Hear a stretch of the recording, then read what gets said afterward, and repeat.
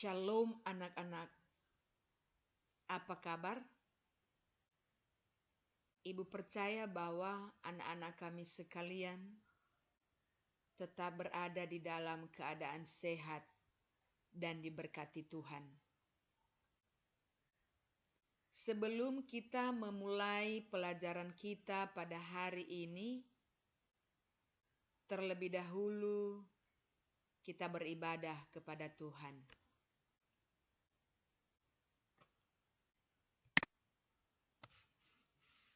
Kita berdoa.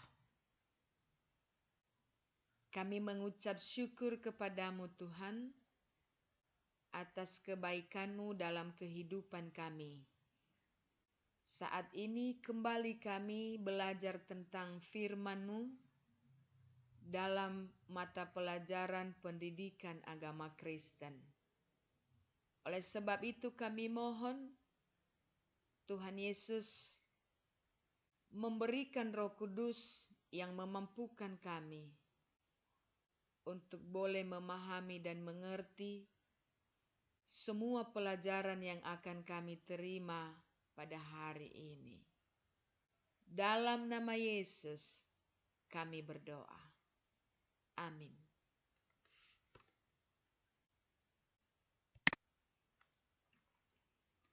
Anak-anak yang dikasihi Tuhan, materi kita pada hari ini adalah Yesus teladanku.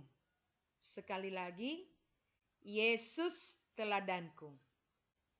Bahan Alkitab diambil dari pertama, ini, dari Markus pasal 1 ayat 40 sampai 45.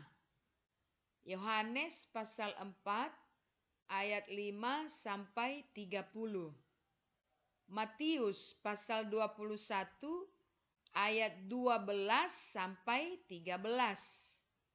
Matius pasal 7 ayat 3 sampai 5. Inilah bahan Alkitab kita pada materi kita hari ini. Tujuan pembelajaran kita yaitu setelah mengikuti proses pembelajaran, peserta didik diharapkan dapat: pertama, dapat mensyukuri hidupnya sebagai pengikut Yesus. Dua, dapat menyebutkan sifat-sifat Yesus yang dapat diteladani. Tiga, dapat memaknai hidup sebagai pengikut Yesus. Empat, menunjukkan sikap hidup beriman sesuai dengan teladan Yesus. 5.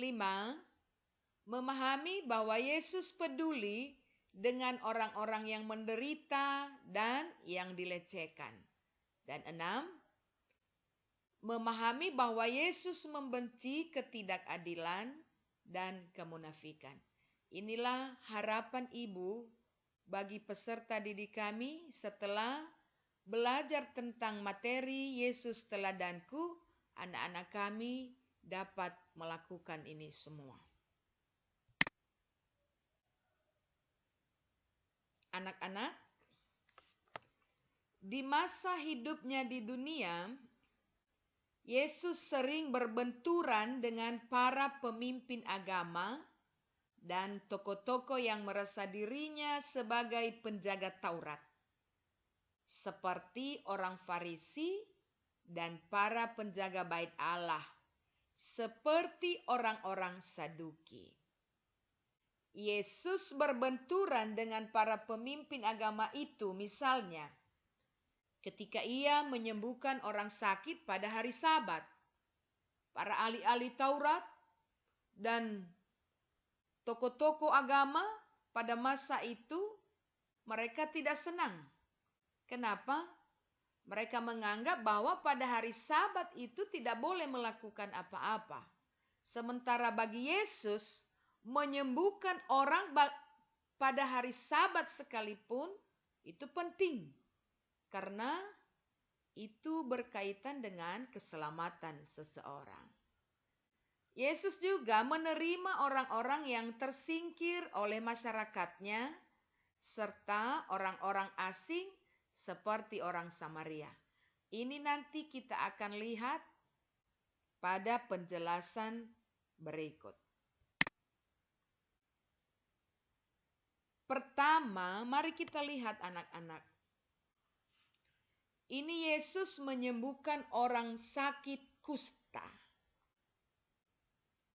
Orang yang sakit kusta pada masa itu dianggap sebagai kutukan Allah. Ini, seperti ini. Penyakit kusta itu adalah penyakit kulit. Dan penyakit itu dapat menular kepada orang lain.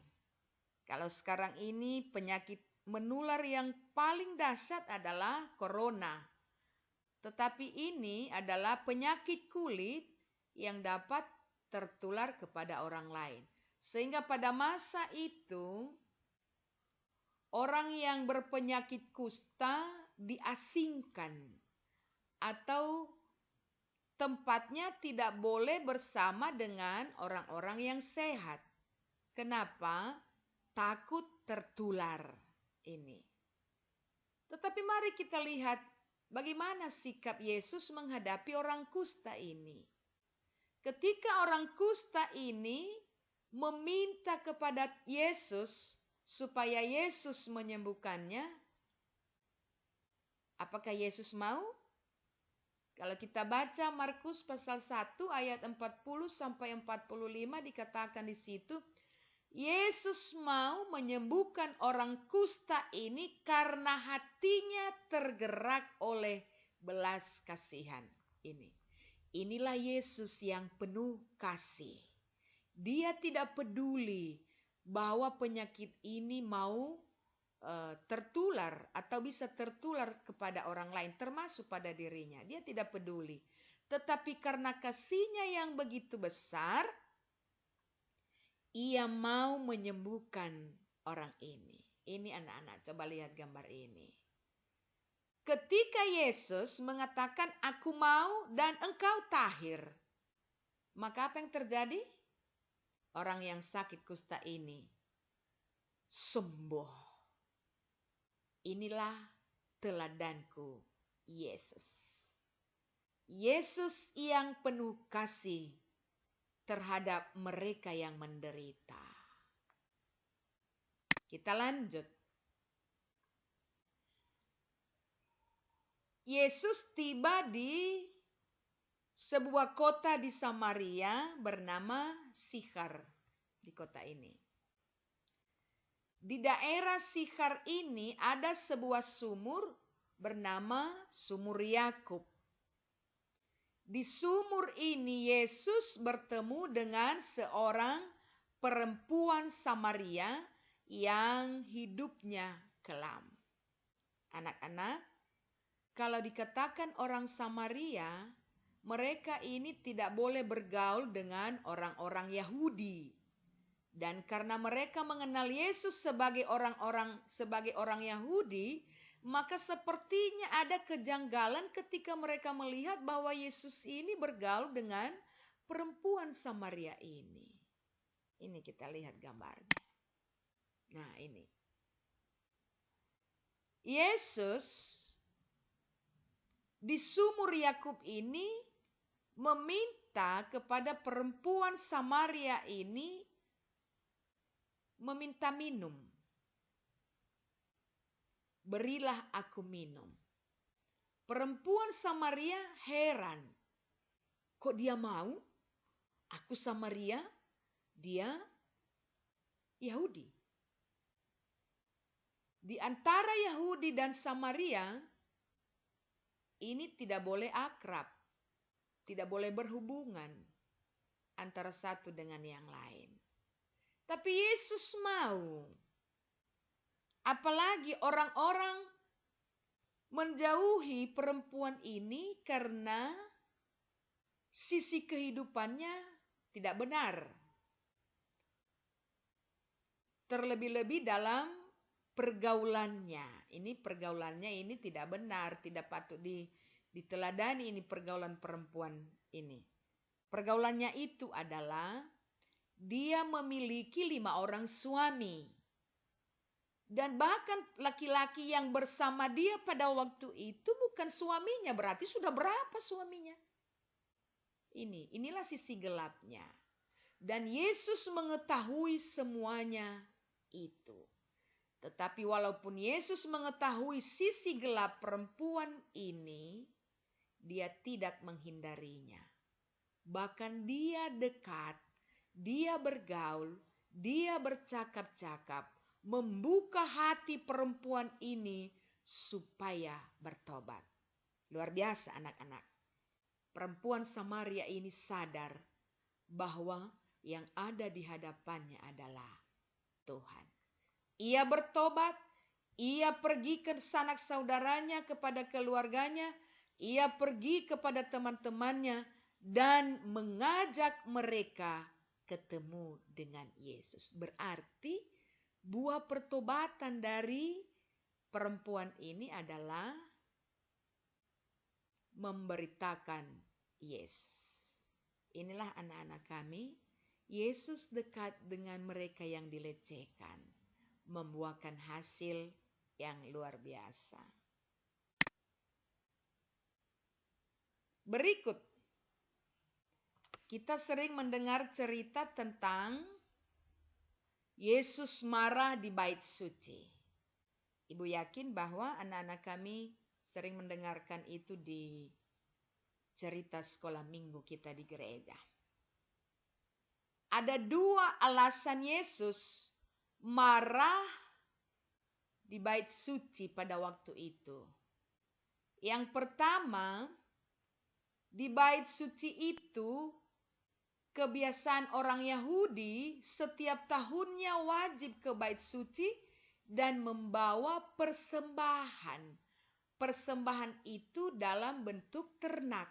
Ternak yang akan dibawa ke bait suci tidak boleh ada yang cacat. Harus ternak yang sangat baik. Nah, orang-orang Yahudi tempatnya ada banyak yang rumahnya jauh dari tempat bait suci. Sehingga kalau mereka mau membawa korban ke bait suci, apakah itu sapi, lembu, atau burung, atau apa saja yang hendak dibawa ke bait suci, ya bisa saja di perjalanan sakit, luka, atau bisa mati.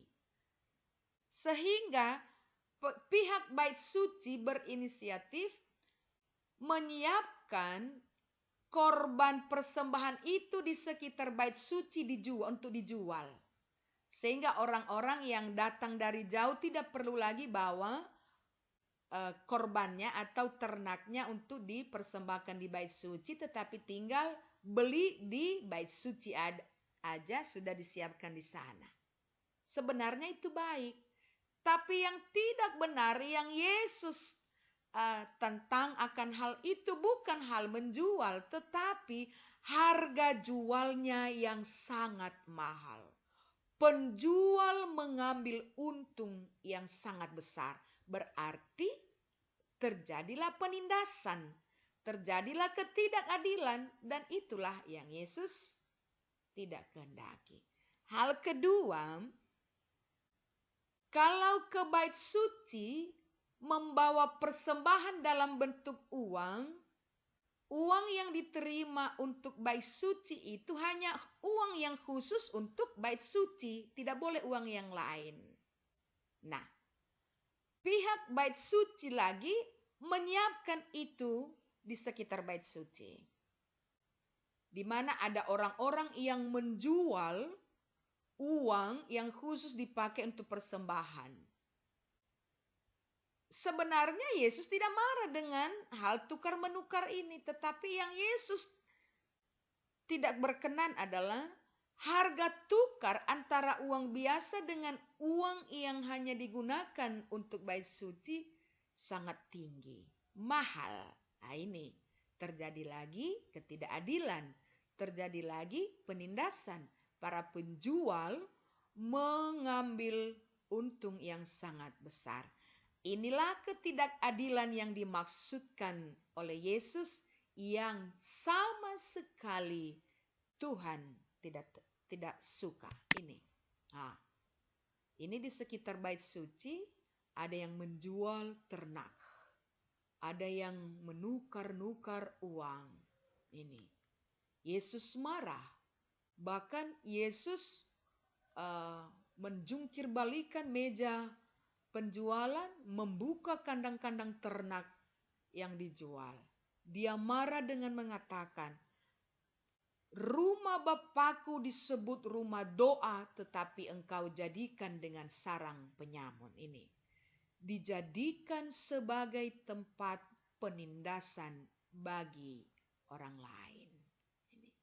Yang seharusnya bait suci adalah tempat untuk memuji Tuhan dan tempat untuk mewujud nyatakan kasih antara satu dengan yang lain. Inilah sifat Yesus yang begitu tidak suka dengan ketidakadilan. Dia mau semua orang saling mengasihi, saling peduli, saling menyayangi. Berikut. Nah, ini Yesus tidak suka juga kepada orang yang munafik. Munafik artinya berbeda apa yang diucapkan dengan apa yang dilakukan. Ini seperti orang-orang Farisi, orang Saduki. Mereka ini merasa diri saleh. Dan karena itu mereka suka berdoa di tikungan-tikungan jalan. Dengan suara yang besar, suara yang nyaring. Kenapa? Supaya mereka dilihat orang dan supaya dipuji oleh orang. Nah ini. Supaya dipuji. Tetapi anak-anak, mereka menganggap diri saleh tetapi suka menindas orang lain. Mereka menuntut seseorang tetapi mereka tidak mau melakukannya. Inilah yang disebut dengan munafik. Nah, Yesus membenci kemunafikan. Bisa kita lihat ini di dalam Matius pasal 7 ayat 3 sampai 5. Nih. Yesus mengecam kemunafikan. Farisi dan ahli Taurat merasa diri lebih taat, lebih saleh dalam melaksanakan hukum Taurat. Merasa jauh lebih suci dan pantas di hadapan Tuhan. Yesus mengecam kedegilan mereka yang lebih mementingkan tata lahir daripada tata batin.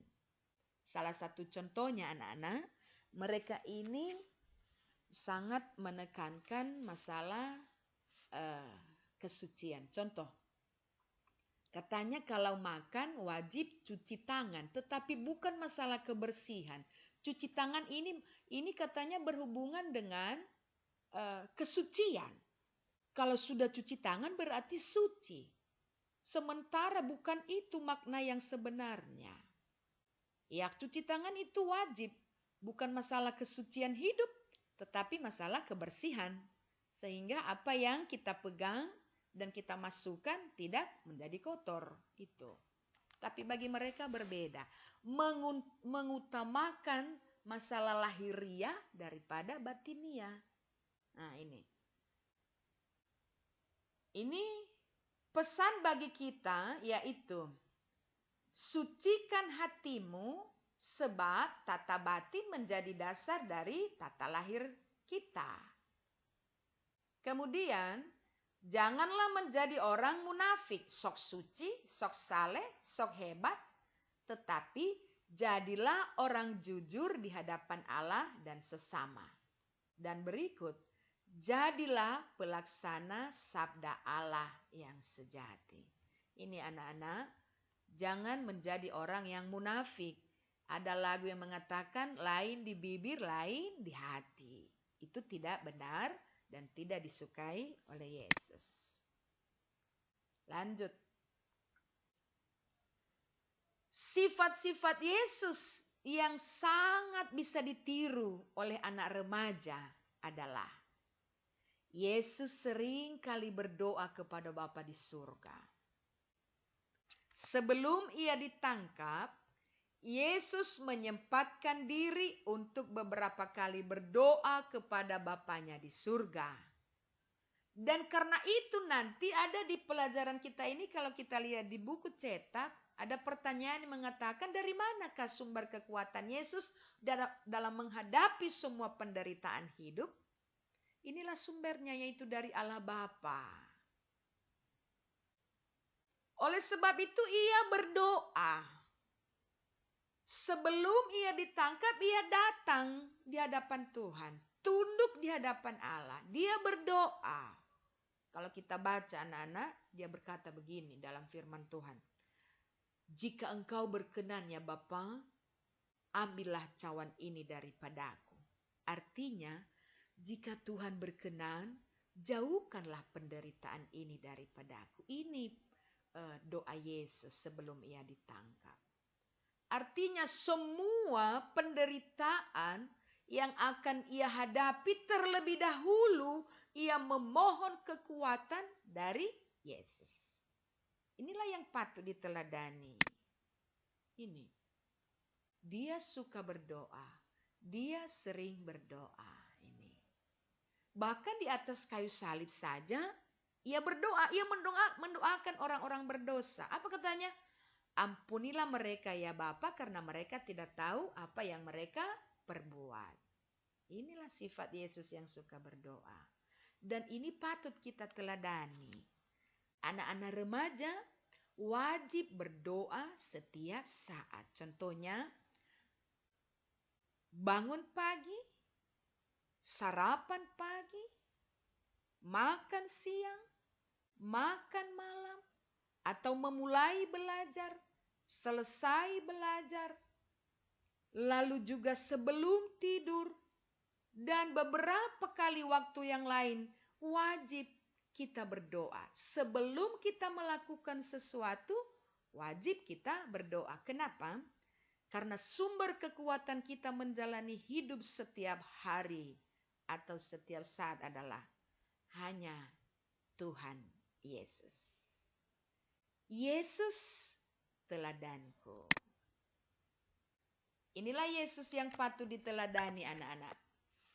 Baik dalam kasih-Nya, dalam kepeduliannya, dan dalam berbagai aspek kehidupannya. Sekali lagi, Yesus teladanku.